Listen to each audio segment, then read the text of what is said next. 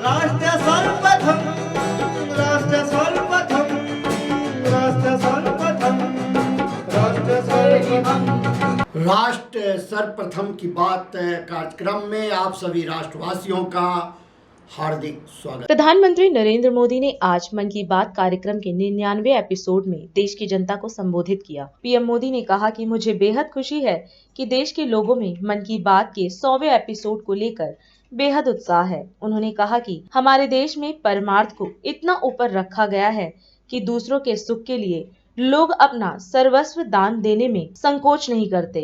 इस दौरान उन्होंने अंगदान को लेकर लोगों को जागरूक किया और देश की तरक्की में नारी शक्ति के योगदान की अहमियत बताई। हमारा और आपका मन की बात का ये साथ अपने 99वें पायदान पर आ पहुंचा है। आमतौर पर हम सुनते हैं कि 99 का फेर बहुत कठिन होता है। क्रिकेट में तो नर्वस 90 को बहुत मुश्किल पड़ाव माना जाता है, लेकिन जहां भारत के जन जन के मन की बात हो, वहां की प्रेरणा ही कुछ और होती है। मुझे इस बात की भी खुशी है कि मन की बात के 100वें एपिसोड को लेकर देश के लोगों में बहुत उत्साह है। मेरे प्यारे देशवासियों, मन की बात में हमने ऐसे हजारों लोगों की चर्चा की है जो दूसरों की सेवा के लिए अपना जीवन समर्पित कर देते हैं। कई लोग ऐसे होते हैं जो बेटियों की शिक्षा के लिए अपनी पूरी पेंशन लगा देते हैं। कोई अपने पूरे जीवन की कमाई पर्यावरण और जीव सेवा के लिए समर्पित कर देता है। हमारे देश में परमार्थ को इतना ऊपर रखा गया है कि दूसरों के सुख के लिए लोग अपना सर्वस्व दान देने में भी संकोच नहीं करते। साल 2013 में हमारे देश में ऑर्गन डोनेशन के 5000 से भी कम केसेस थे, लेकिन 2022 में ये संख्या बढ़कर 15,000 से ज्यादा हो गई है। ऑर्गन डोनेशन करने वाले व्यक्तियों ने, उनके परिवार ने वाकई बहुत पुण्य का काम किया है। सरकार ने ऑर्गन डोनेशन के लिए 65 वर्ष से कम आयु की आयु सीमा को भी खत्म करने का फैसला लिया है। इन प्रयासों के बीच मेरा देशवासियों से आग्रह है कि ऑर्गन डोनर ज्यादा से ज्यादा संख्या में आगे आए। आपका एक फैसला कई लोगों की जिंदगी बचा सकता है, जिंदगी बना सकता है। मेरे प्यारे देशवासियों, ये नवरात्र का समय है, शक्ति की उपासना का समय है। आज भारत का जो सामर्थ्य नए सिरे से निखर कर सामने आ रहा है, उसमें बहुत बड़ी भूमिका हमारी नारी शक्ति की है।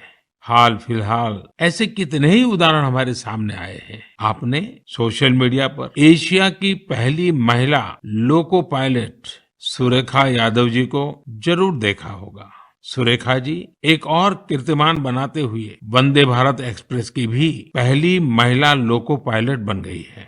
इसी महीने प्रोड्यूसर गुनीत मोंगा और डायरेक्टर कार्तिकी गोंजाल्विस, उनकी डॉक्यूमेंट्री एलिफेंट विस्परर्स ने ऑस्कर जीतकर देश का नाम रोशन किया है। देश के लिए एक और उपलब्धि भाभा एटॉमिक रिसर्च सेंटर की साइंटिस्ट बहन ज्योतिर्मयी मोहंती जी ने भी हासिल की है। अगर आप राजनीति की ओर देखेंगे तो एक नई शुरुआत नागालैंड में हुई है। नागालैंड में 75 वर्षों में पहली बार 2 महिला विधायक जीतकर विधानसभा पहुंची है। इनमें से एक को नागालैंड सरकार में मंत्री भी बनाया गया है। साथियों, कुछ दिनों पहले मेरी मुलाकात उन जाबाज बेटियों से भी हुई जो तुर्की में विनाशकारी भूकंप के बाद वहां के लोगों की मदद के लिए गई थी। ये सभी एनडीआरएफ के दस्ते में शामिल थी। उनके साहस और कुशलता की पूरी दुनिया में तारीफ हो रही है। भारत ने यूएन मिशन के तहत शांति सेना में वुमेन ओनली प्लेटून की भी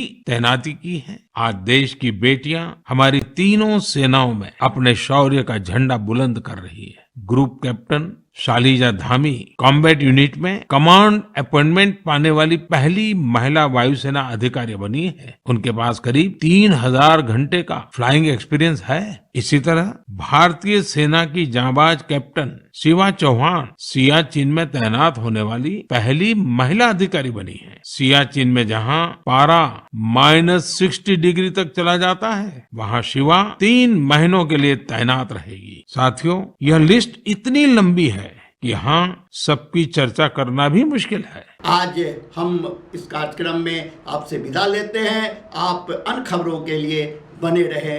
राष्ट्र सर्वप्रथम, वंदे मातरम, जाग उठा है भारत। राष्ट्र सर्वप्रथम